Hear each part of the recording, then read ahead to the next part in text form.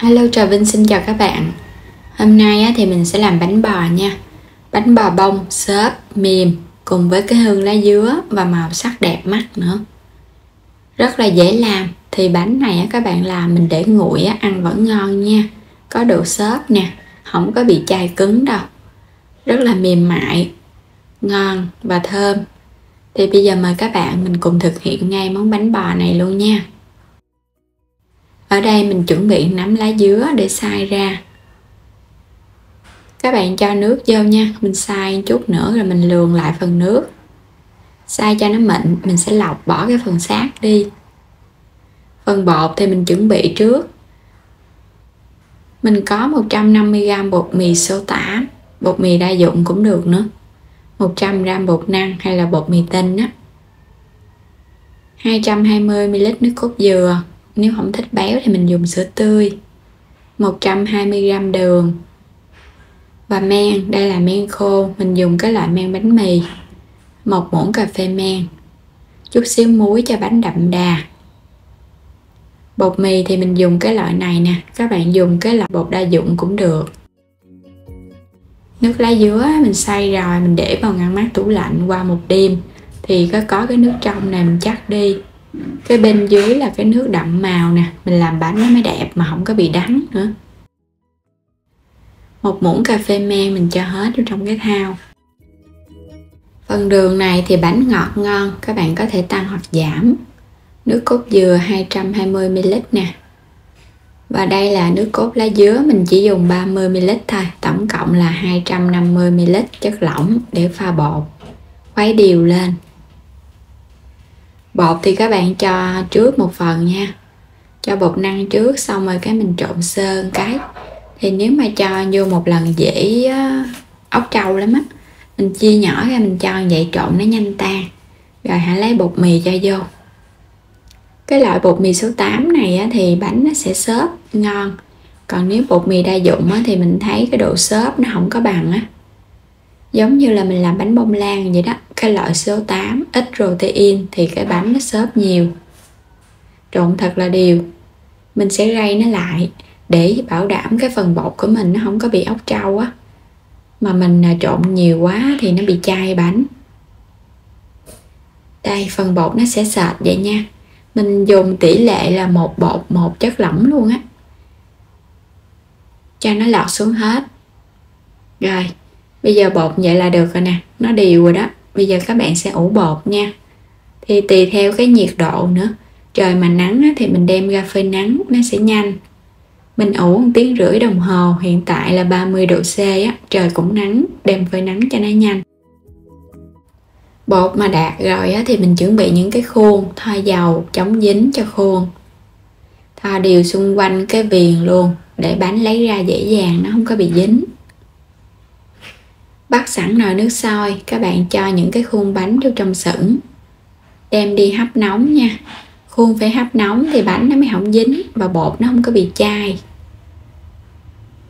Quay trở lại phần bột, mình ủ là 1,5 tiếng đồng hồ á. Bột mà các bạn muốn thấy, kiểm tra thấy nó đạt á, là nó nở gấp đôi lên. 1 muỗng cà phê baking powder hay là còn gọi là bột nở. 1 muỗng canh dầu ăn, trộn sơ. Nếu mà không có bột nở thì các bạn bỏ qua cũng không sao nha, bánh này vẫn xốp. Rồi mình sẽ lấy một phần bột mình cho vào trong cái chén bột nở nè. Để cho nó nhanh tan á, thay vì các bạn sẽ cho trực tiếp vào trong thau bột luôn thì mình trộn nó khó tan lắm. Khuấy đều lên, cho phần bột nó tan. Bột này nó phải đặc vậy nè, bánh nó mới ngon. Các bạn mà làm lỏng quá là chút ra cái bánh nó bị mềm. Rồi, nó tan đều rồi ha, cho hết vô trong thau bột. Rồi cái mình sẽ trộn kỹ lại một lần nữa. Cái màu lá dứa mình lắng á, nên cái màu nó lên đẹp mà không có cần dùng đến màu thực phẩm, cũng không có sợ bị đắng nữa. Nước sôi bùng lên, khuôn đã nóng. Các bạn sẽ gót bột vô. Bột nó hơi sệt nên mình gót từ từ vô. Cho nó gọn gàng á, nó không có bị chảy tùm lum ra ngoài.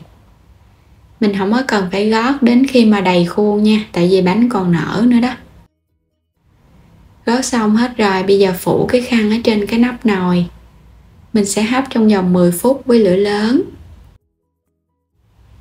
Sau 10 phút thì mình tắt bếp luôn, rồi mình chờ 1 phút nữa.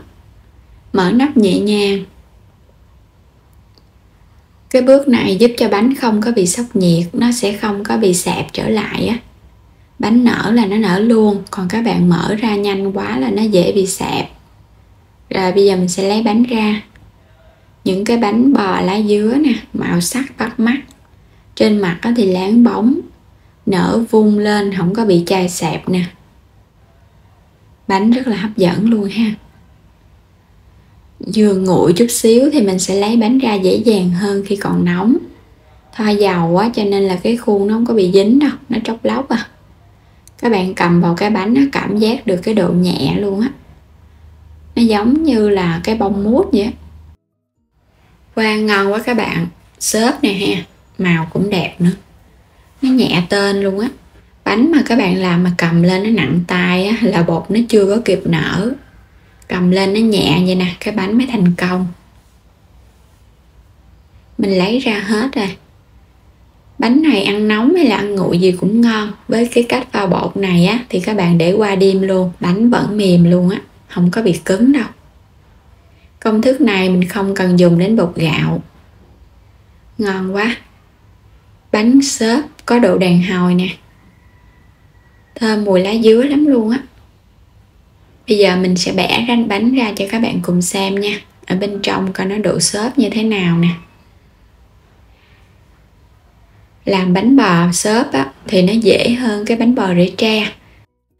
Bánh bò rễ tre thì các bạn phải nhồi bột rất là kỹ. Còn bánh bò xốp thì mình chỉ cần trộn bột cho nó đều là được.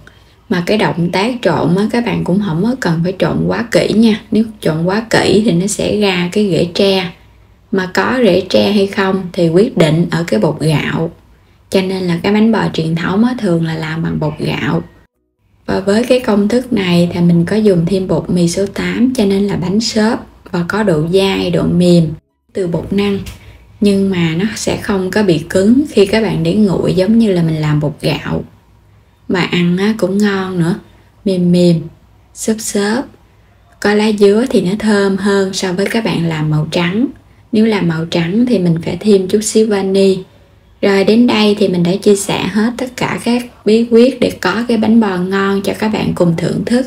Thì đừng quên đăng ký kênh, like và chia sẻ những video ủng hộ kênh mình nha. Xin chào tạm biệt và hẹn gặp lại các bạn ở những video tiếp theo.